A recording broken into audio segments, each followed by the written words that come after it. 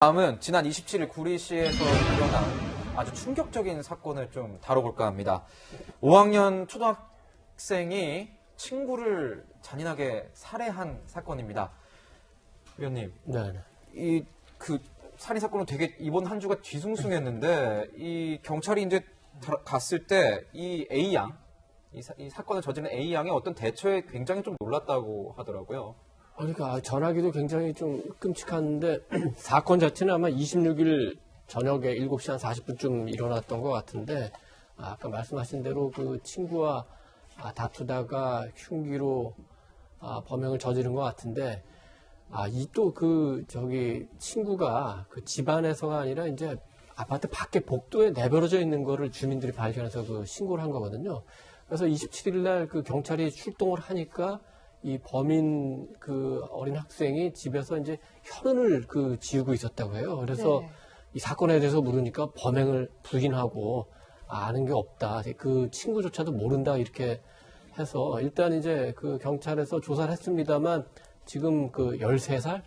그러니까 이제 미성년자죠. 그래서 처벌을 못하고 일단 보니까 소년분류 심사원 글로 데리고 가가지고 일단 보호를 하고 나중에 이제 부모한테, 가족한테 돌아갈 상황이 되는 것 같은데, 이렇게 되니까, 지금 우리 소년법에 좀 문제가 있는 거 아니냐. 이제 14살 이상을 이제 처벌을 하는데, 이 부분이 지금 약간 최근에 어린 학생들이 끔찍한 범죄를 많이 저지르게 되니까, 법적인 문제, 그리고 이제 학교에서 그러면 담임 선생님이나 이런 분들이, 이 학생에 대해서 어떻게 지도를 했는지, 또 이제 지금 아마 가정에도 조금 문제가 있어 보이는데, 가정 내에서의 문제 이런 부분들이 이제 한꺼번에 다 제기가 돼서 지금 논의가 되는 상황입니다. 네, 네. 위원님 말씀하셨지만 변호사님 보니까 이 학생이 초등학교 5학년, 12살인 것 같아요. 그래서 그러니까 살인을 했지만 네. 결국 귀가 조치 정도에 그쳤다고. 할 수 있는 게 없어요. 이게 뭐 네. 촉법소년이기 때문에. 촉법소년이 뭔가요? 그러니까 이제 형사미성년자가 보시면요. 형사미성년자가 이제 14세거든요. 14세 네. 이상 되에 형사처벌 받아요.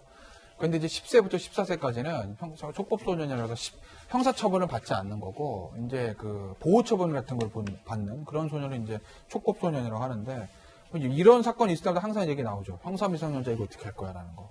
제가 봤을 때 낮춰야 돼요, 이거. 이게 14세라는 연령을 낮춰야 된다. 네, 14세라는 게요. 이게 1960년대인가 초반인가 만들어진 것이거든요. 그때 14세랑 지금 14세 같습니까? 안 같아요. 이게 사실은 한번 2000년대 초반에 이 위헌이다라도 위헌법률 심판인가 헌법소원이 헌조에 올라간 적이 있었는데 합헌이 나왔어요. 왜냐하면 이거는 입법자 국회에서 결정할 문제지 이거는 뭐 나이가 14세가 맞다 뭐 12세가 이렇게 헌법점에서 할 수가 있는 문제가 아니니까. 근데 이거요 냉정해서 국회에서 다시 생각해봐야 됩니다. 60년대 14세랑 지금 40년 50년이 지나면 지금 14세는 달라요.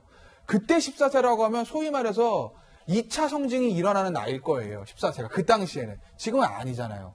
지금 아이들의 정서적인 발달도 그렇고 교육 환경도 그렇고 그렇다고 보면 이게 낮추는 게 맞죠. 낮춰야지. 이거를 지금 때가 어느 때인데 아직까지 14세? 그다음 저는 소년법도요. 손질해야 된다고 봅니다.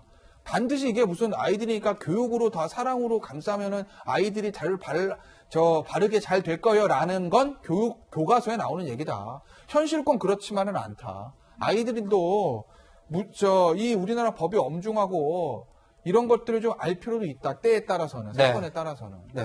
네. 평론가님 보면 네. 이제 요즘에 강력범죄 연령이 굉장히 많이 줄어들고 있는 것 같습니다. 말씀해 주신 것처럼. 저도 이제 이런 말씀 드릴 때 굉장히 힘든데 네. 어느 정도 비율로 좀 늘어나고 있나요? 지금 촉법 소년 사건이 굉장히 많은데 2015년부터 2018년까지를 보면 촉법 소년 절도 사건이 1만 5천 명 정도 됩니다.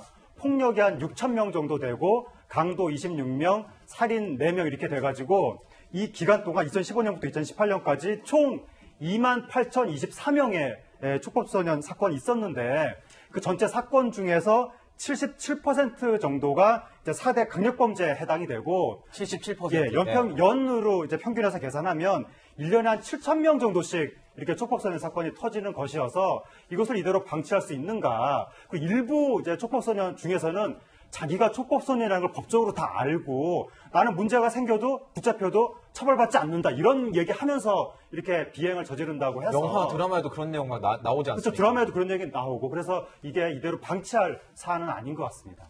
네, 이 강력 범죄 연령이 낮아지는 만큼 이런 추세에 맞춰서 법도 좀 개정돼야 하는 게 아닌가 이런 생각이 듭니다.